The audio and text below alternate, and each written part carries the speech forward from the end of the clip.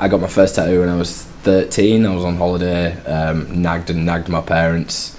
I went in with a huge design and the guy was like, yeah, that's €100. I was like, drew something else. He was like, that's €80. I think it came down to an outline of a star, which cost me, I think, €30.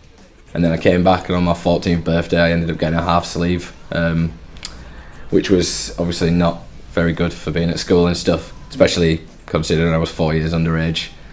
Ever since I was young, I kind of was always artistic. I wasn't interested in doing tattooing, it was just kind of something I really fell into. It was something that I've always been interested in, but never really thought you could do it as a career. I used to work for a guy in Seaham, just outside Newcastle. I think it's County Durham, a lad called John Anderton, who was being really recognised for his realism work. He was in a lot of magazines and stuff. And the problem was, when I was there, I was picking up his workload from all the stuff that he didn't really have time to do, or the stuff that he didn't want to focus his attention to, if you know what I mean. He was trying to aim to get his name out on the style that he tattoos.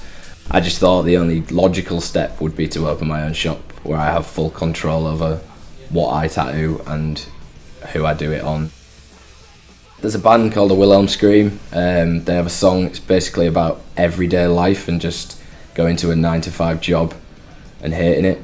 The last line is "Awake her eyes." It sounds very pretentious, but it was something that I've always kind of thought when I was in my previous tattooing jobs. Tattooing is like any art. It's got many different types of styles and attacks towards it.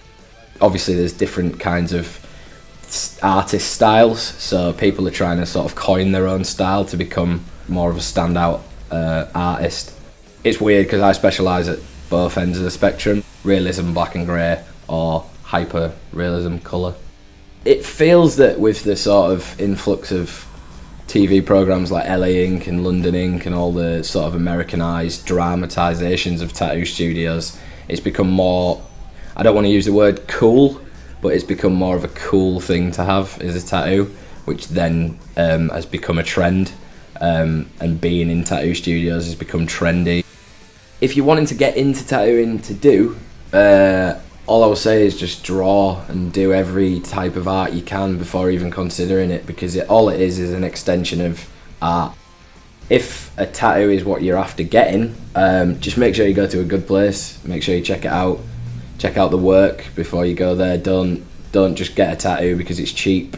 Make sure you sort of research the studio you go to.